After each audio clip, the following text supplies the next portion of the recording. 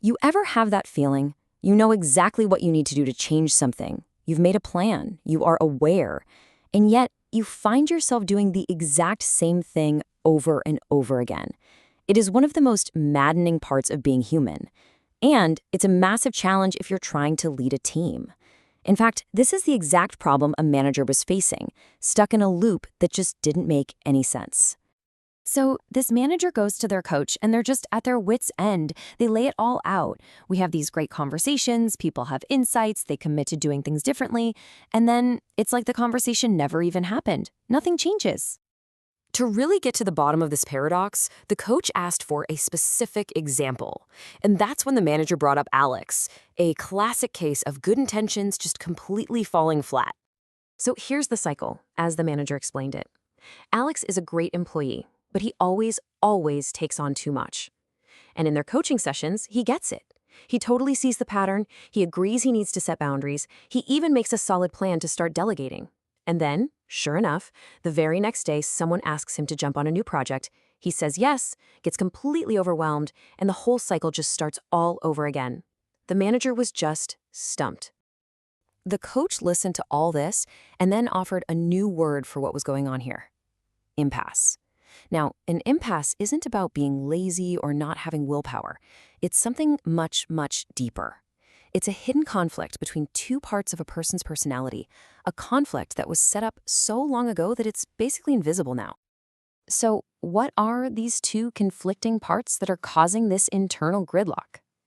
Well, the coach explained that the battle is really between two states inside of us: our logical adult and our emotional, rule-following child, which runs on this powerful, unconscious programming called a script. And this right here is the internal tug-of-war. The adult part of Alex genuinely sees the problem. It logically wants to change. But his script, his inner child, is playing a completely different game.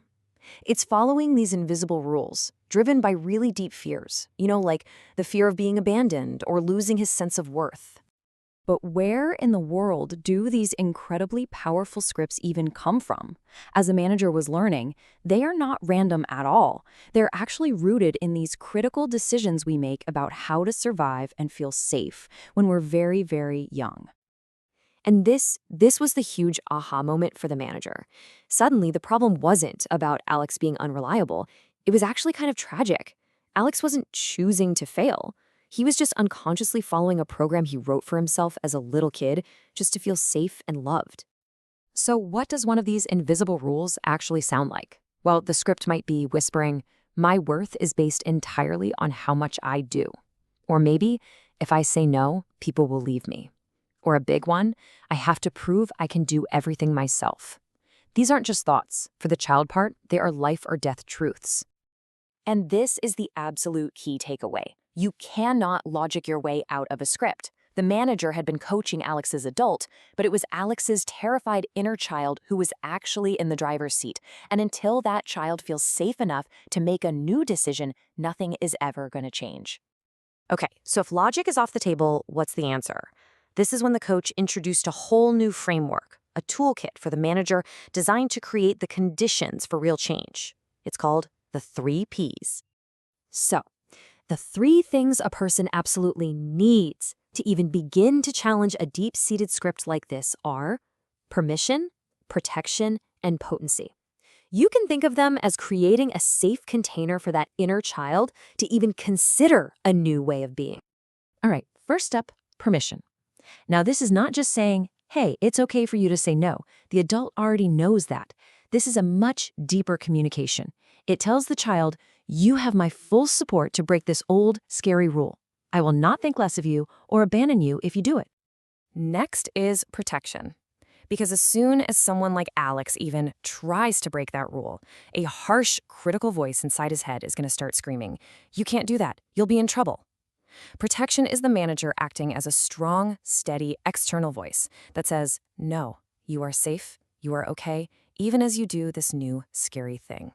And finally, none of this works without potency. This is all about the manager's own clarity and belief.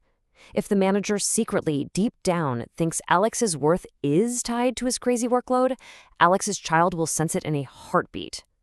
Potency is that genuine, unwavering belief in the person's value no matter what that makes the permission and protection feel real. This whole framework gave the manager a completely new lens to see performance issues through. It wasn't just about someone not having a skill anymore. It was about understanding what was really going on underneath. This became the manager's new guiding question. Before every coaching conversation, they'd ask themselves, is this person struggling because they literally don't know how to do this? Or is it because they know how, but some powerful, invisible force is holding them back? And that one distinction changes your entire approach. I mean, if it's a skill issue, it's pretty straightforward, right? You give them information, you let them practice. But if you realize you're dealing with a script issue, you have to shift completely. You start exploring the fears with questions like, what are you afraid will happen if you say no? Now, this is a really, really important boundary. The goal for the manager isn't to suddenly become a therapist. The job is to get good at spotting when you've hit one of these script-level walls, stop pushing for a change that just can't happen yet, and adjust your own expectations. Just when the manager was feeling this new sense of clarity, like they'd finally cracked the code, the coach introduced one last critical and kind of complicating layer: timing. Even if you create the absolute perfect environment with all the permission, protection, and potency in the world, people don't change just because you want them to. The coach really stressed that readiness is everything. Some people might be ready to question their scripts, others might not be for years. And here's the real kicker. If you try to force someone to change before they are truly ready, it can actually backfire big time.